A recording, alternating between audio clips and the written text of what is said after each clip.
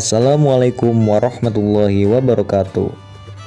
Halo semuanya, saya Nur Muhammad Mujib bersama kelompok saya, kelompok 1.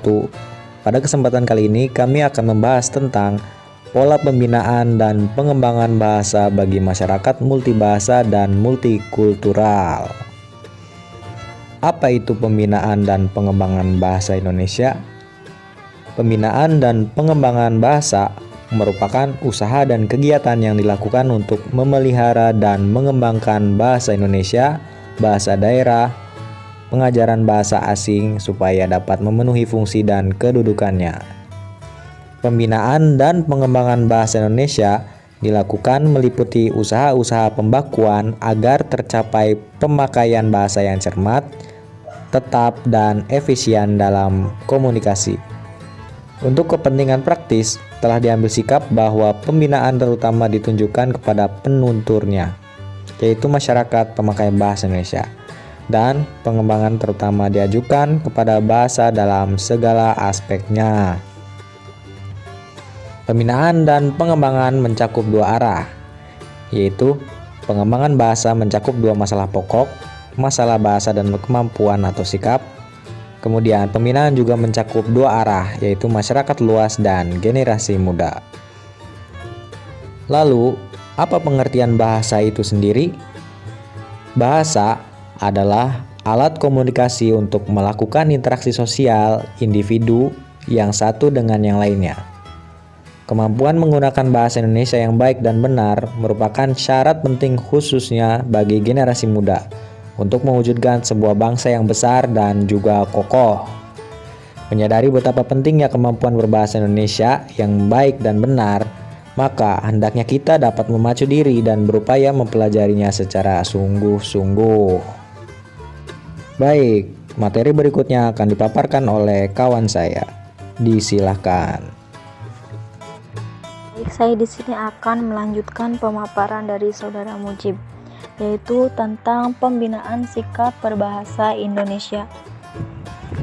Masyarakat Indonesia dianjurkan untuk menggunakan bahasa Indonesia dengan baik dan benar sesuai dengan lingkungan dan keadaan yang dihadapi, benar sesuai dengan kaidah bahasa Indonesia itu sendiri. Hal itu tentu saja tidak terlepas dari tujuan pembinaan bahasa Indonesia. Adapun tujuan pembinaan bahasa Indonesia yaitu yang pertama di sini ada menumbuhkan dan membina sikap bahasa yang positif. Target yang kehendak dicapai dalam kegiatan pembinaan bahasa yang amat penting adalah menumbuhkan sikap yang positif terhadap bahasa Indonesia. Dalam mengukur keberadaan sikap positif, ada beberapa pertanyaan yang dapat dipakai. Misalnya, seberapa jauh kita telah mencintai bahasa Indonesia sebagai bahasa nasional dan sebagai bahasa persatuan? Jawabannya, jika di sini kita telah dapat menumbuhkan rasa cinta, rasa memiliki, rasa berkewajiban untuk mempertahankan, dan rasa bangga terhadap bahasa Indonesia, berarti kita sudah berhasil melakukan pembinaan bahasa Indonesia terhadap khalayak yang kita hadapi. Yang kedua, meningkatkan kegairahan penggunaan bahasa Indonesia yang baik dan benar.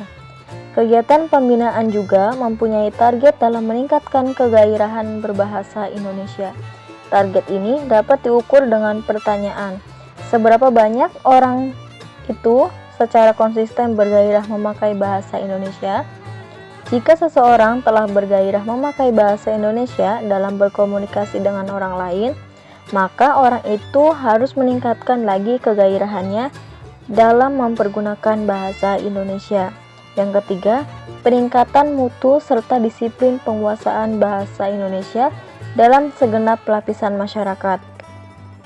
Kegiatan pembinaan harus pula terlihat dalam kegiatan meningkatkan keikutsertaan khalayak sasaran di dalam menjaga mutu bahasa Indonesia. Jika kita bertanya, apakah bentuk farse mengejar ketinggalan sudah benar dalam bahasa Indonesia? Maka kita sudah membina bahasa, karena sudah melibatkan diri dalam kegiatan pembinaan bahasa.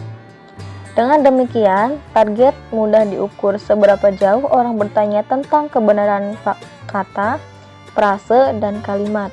Jadi, jika orang telah meragukan tentang bentuk-bentuk bahasa dan ingin tahu bentuk yang benar dari suatu untaian kata, frase atau kalimat, berarti sudah terbina bahasanya dengan baik.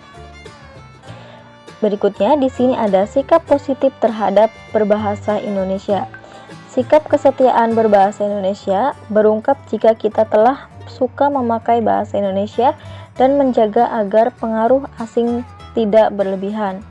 Jika kebanggaan berbahasa terungkap jika kita terdapat perasaan bahwa bahasa Indonesia dapat mengungkapkan konsep yang rumit secara cermat dan dapat mengungkapkan isi hati yang sehalus-halusnya.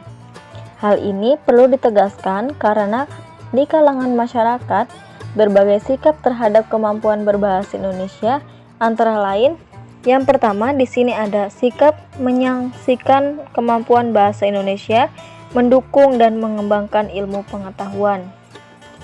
Yang kedua, sikap mempercayai sepenuhnya kemampuan bahasa Indonesia, mendukung dan mengembangkan ilmu pengetahuan.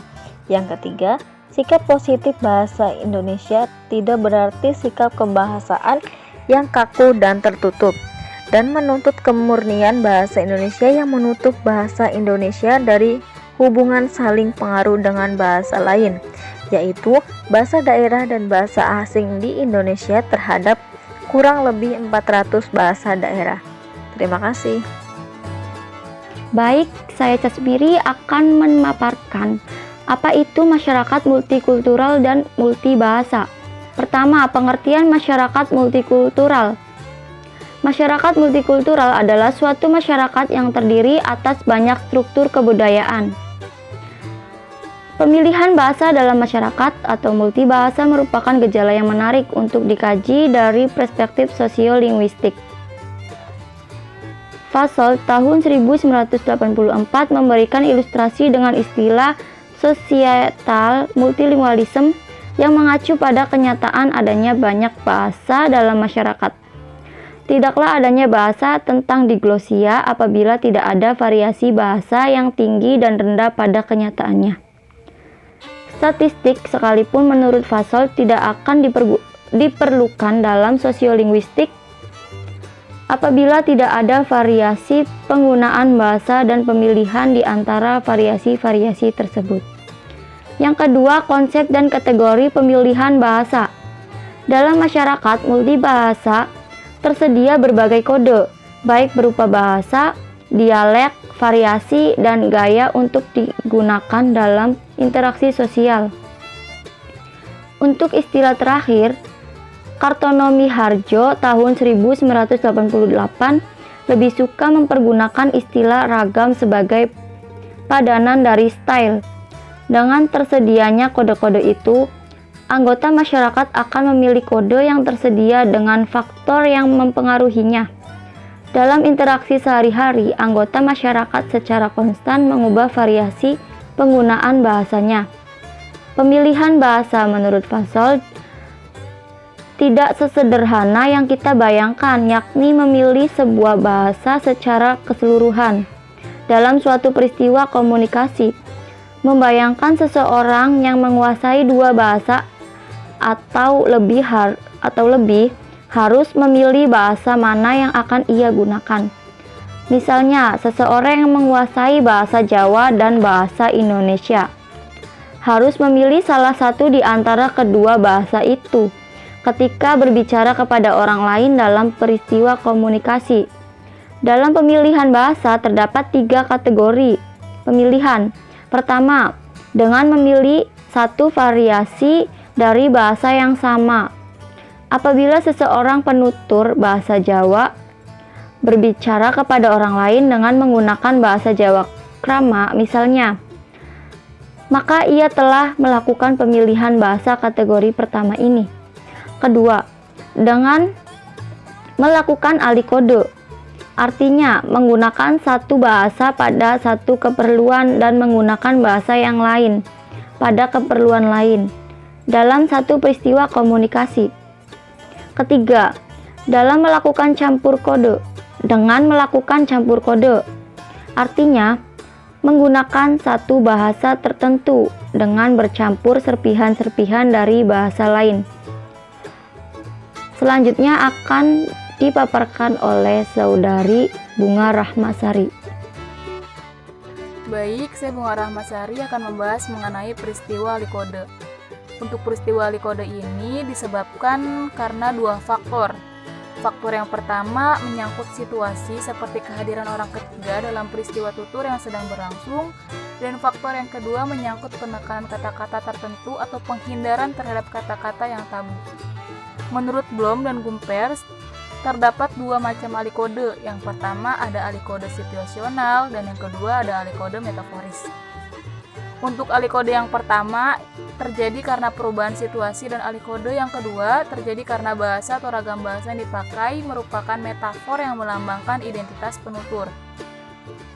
Campur kode merupakan peristiwa percampuran dua atau lebih bahasa atau ragam bahasa dalam suatu peristiwa tutur.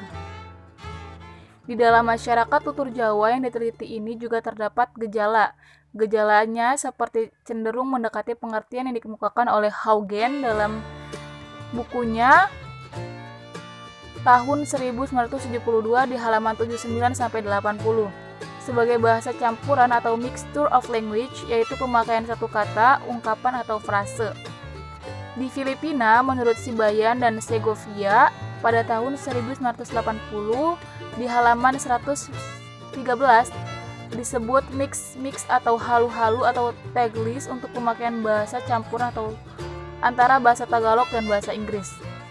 Di Indonesia, Nababan pada tahun 1978 menyebutnya dengan istilah bahasa gado-gado untuk pemakaian bahasa campuran atau bahasa Indonesia dan bahasa daerah. Selanjutnya ada faktor pemilihan bahasa.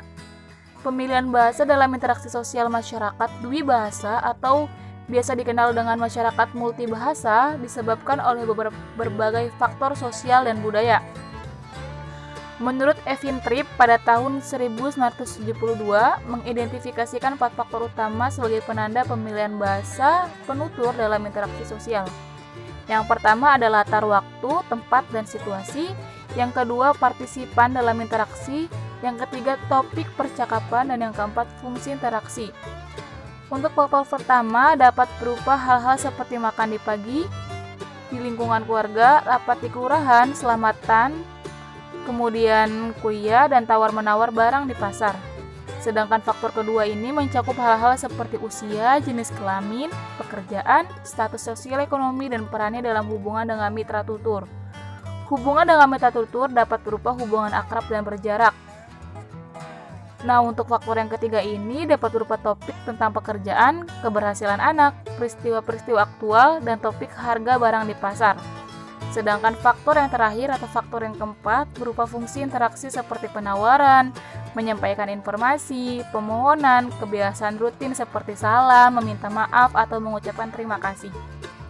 Dari paparan berbagai faktor di atas, yang perlu diperhatikan adalah bahwa tidak terdapat faktor tunggal yang dapat mempengaruhi pemilihan bahasa seseorang. Berbeda dengan Gal Rubin pada tahun 1982 menemukan faktor penentu yang terpenting adalah lokasi tempat berlangsungnya peristiwa tutur. Dalam penelitian tentang pemilihan bahasa Guarani dan Spanyol di Paraguay, Rubin menyimpulkan bahwa lokasi interaksi yaitu desa, sekolah, dan tempat umum sangat menentukan pemilihan bahasa masyarakat. Di desa, pembicara akan memilih bahasa Guarani, di sekolah akan memilih bahasa Spanyol, dan di tempat umum memilih bahasa Spanyol. Mungkin selanjutnya akan dipaparkan oleh teman saya. Baik, saya Ria Fajria akan menjelaskan mengenai pendekatan kajian pemilihan bahasa.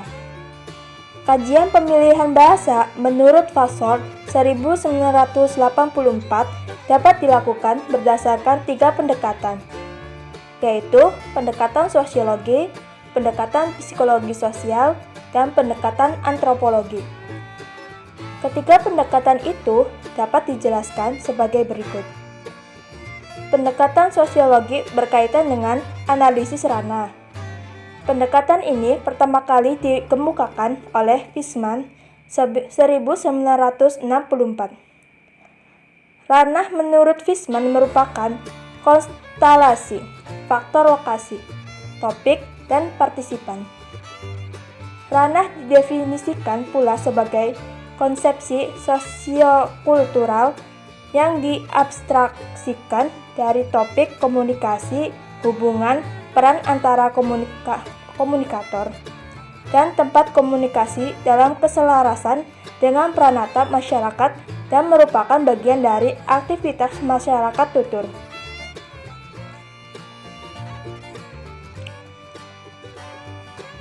C.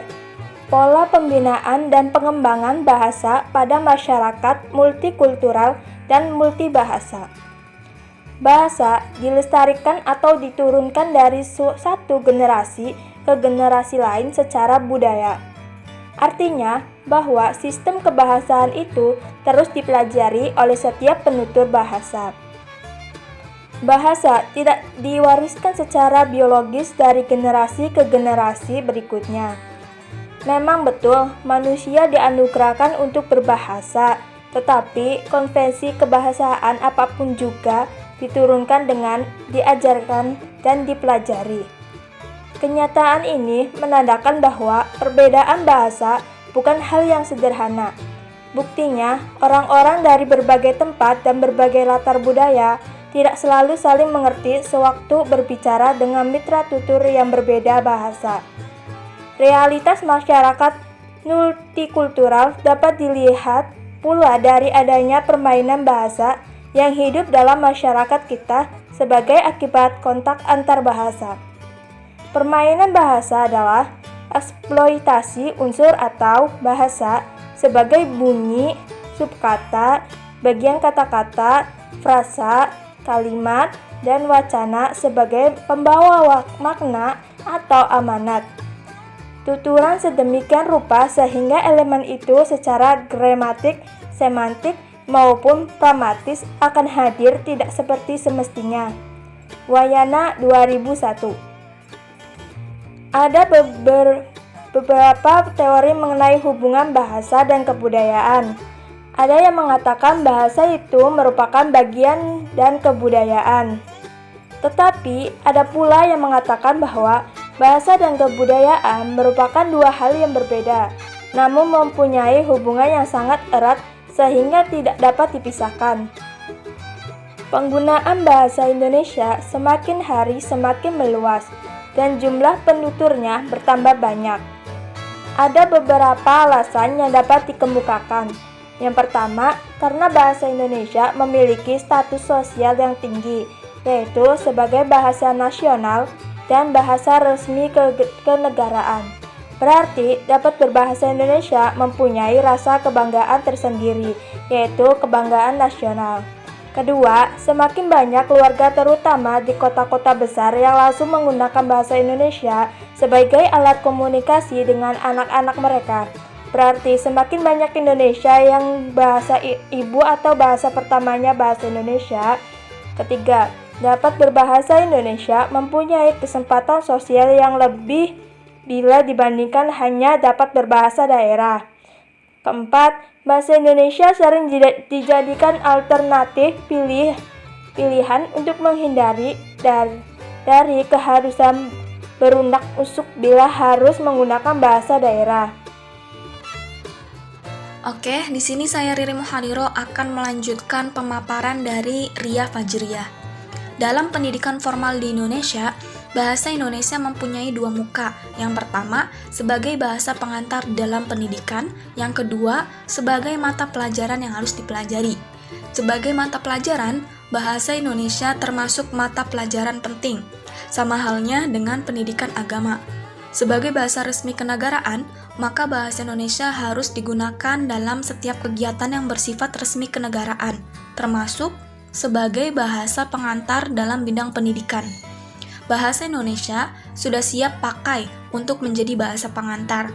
Bahasa Indonesia sudah digunakan oleh jutaan orang sebagai lingua franca di seluruh Nusantara. Karena itu, sudah sepantasnya bahasa Indonesia yang dipilih menjadi bahasa pengantar.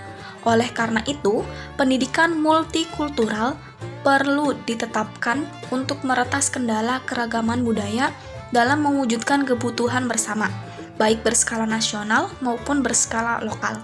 Sehingga dapat dipastikan bahwa pendidikan multikultural dapat membina dan mengembangkan bahasa Indonesia di masyarakat multikultural dan multibahasa. Pola pembinaan dan pengembangan bahasa Indonesia juga dapat dilakukan dengan sikap penutur itu sendiri. Menurut Pateda, sikap terhadap bahasa dan berbahasa supaya dapat berkembang dapat dilihat dari segi sikap positif. Sikap positif terhadap bahasa menghasilkan perasaan memiliki bahasa. Maksudnya, bahasa sudah dianggap kebutuhan pribadi yang esensial, milik pribadi, dijaga dan dipelihara. Sikap positif terhadap bahasa tercermin dalam 3 bentuk, antara lain, yang pertama, kesetiaan akan bahasa. Kesetiaan akan bahasa pada umumnya dapat berwujud sikap seseorang atau kelompok masyarakat untuk tidak cepat dipengaruhi oleh pemakai bahasa-bahasa asing. Yang kedua, kebanggaan bahasa. Kebanggaan bahasa adalah sikap yang mewarnai seseorang atau masyarakat penutur bahasa yang bersangkutan untuk menjadikan bahasanya sebagai labang identitas pribadinya atau masyarakatnya. Yang ketiga, kesadaran akan adanya norma bahasa. Kesadaran akan adanya norma bahasa akan memberikan dorongan yang positif terhadap pemakai bahasa yang sesuai dengan kaidah atau norma bahasa secara akurat dan sesuai dengan situasi penuturnya, guna untuk tetap menjaga dan melestarikan sebagai dasar pembinaan dan pengembangan yang kuat bagi masa depan bahasa. Dalam pembinaan bahasa Indonesia pada masyarakat multikultural dan multibahasa tidak terlepas dari proses pemertahanan bahasa untuk mencegah pergeseran bahasa. Untuk mencegah hal tersebut, pola pembinaan bahasa dapat dilakukan dengan pendidikan multikultural dan menanamkan sikap positif terhadap bahasa. Jika pembinaan tersebut berjalan baik, maka akan terjadi perkembangan bahasa itu sendiri. Terima kasih.